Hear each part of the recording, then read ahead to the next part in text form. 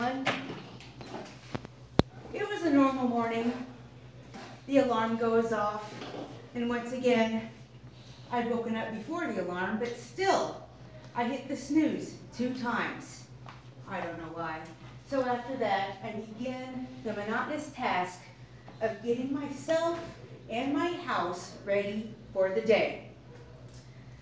I'm walking into the kitchen. First thing that I see, as the sun shining through the blinds in the window, dust, of course. And I remember I skipped that on my to-do list, and now it's going to move up to the top. Next, I move on to get my morning cup of coffee. And as I see the flashing lights on the coffee pot, I see that once again, the power must have went out during the night. So I just move on from there. And I have a lot of things that I do in the morning. The dishes, water my plants. I feed my birds, give them some food, water. I usually turn on the radio for them too, because nobody's going to be there all day. And if you're just sitting in a cage, I think it would be nicer to have some music on. Sometimes I'll even change up the stations so they won't get bored. Next I go and I heat up my steel-cut oatmeal. I'm putting my berries in, and all of a sudden I hear one of my birds. He is in alarm mode. That's what I call it when the other bird is missing. So apparently, during my nuzzle time with Osti, she gets up there and likes to do this, beak to nose. She's really sweet. I left the door open. So now, I am forced to waste my time looking for my bird because there's no way I'm going to leave her out all day. I don't know where she's going to end up if she's out all day. And what if she gets into the basement or something and I'm not going to find her?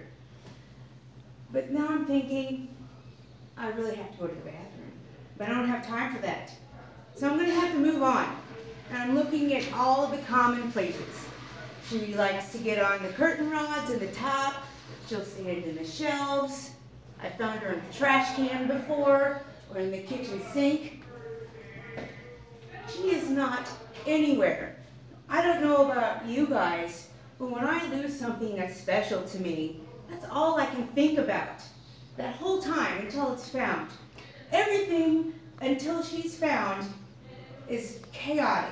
It's just piling up over and over and over again, like that pile of laundry in the corner that you try not to make eye contact with.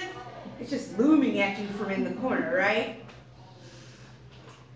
So I'm still looking for her. I'm past looking in all the common places. Now I'm looking at every nook and cranny that I can think of. And I'm kind of walking fast through the house. Next thing I know, I feel something sharp on my toe.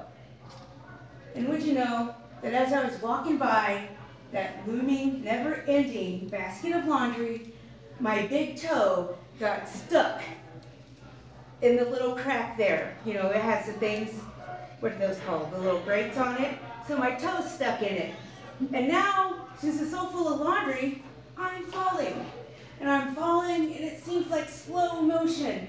And I'm just thinking slow motion, almost like Forrest Gump, and you have that feather going through the air. But it's just not as graceful as that. So I'm scrambling to try to not to fall, and I'm grabbing for anything I can find. So I find something, I grab on it, and I pull on it. It's one of my jackets on the shelf. And as I'm pulling on it, the shelf comes down, picture frames are falling off, candles are falling, glasses all around me, coats are on me. So now I'm laying in the floor, laundry, glass, candles, everything. And by that time, I'm done with the day, and it hasn't even started yet. My heart's pounding, my adrenaline's pumping, I'm starting to sweat. And I'm thinking about, oh my gosh, I'm gonna be late for work. I'm gonna end up doing like 90 miles an hour, right? Because that's what you do. I'm gonna get a speeding ticket. I'm pretty sure of that now because I've gotten a lot of warnings.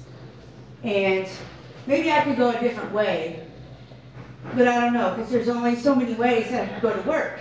The last time I tried to do that was today, and I went to take the interstate to another interstate, a mile and a half away from my exit. Traffic comes to a complete stop. And so I'm looking on my phone to try to figure out what's going on.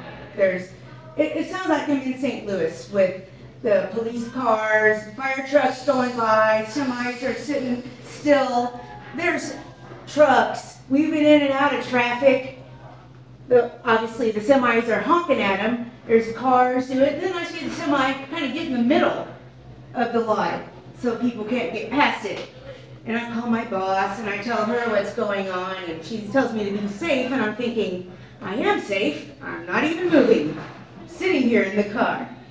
So maybe I'll like touch up my makeup or something, I don't know. But I ended up being late, and I thought everything was gonna work out fine. I was gonna be on time.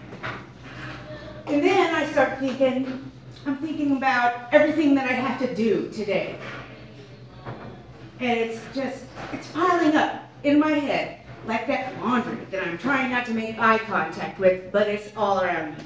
So I think to myself, okay, I've got to snap out of this. I've got to find the bird and action, status, emergency. It is time to get out the door. So I get up and I am still frantic. And now I'm kind of running through the house. And then I get this stomach pain. And it just feels so terrible. It's one of the worst pains ever. You know, that stomach pain when you got to go to the bathroom and you just can't get there fast enough. So now I'm taking off through the kitchen, through the dining room, going around the corner to the hall, and then to the bathroom. At this point, my pants are down and I'm ready for on-demand action here. Because I'm so happy when I see the toilet. It's my final destination. So I just run up to it and I'm getting ready to sit down, and I look down in the bowl, and what do I see? My little bird that I've lost is in the toilet bowl, splashing around like it's a bird bath. Thank you.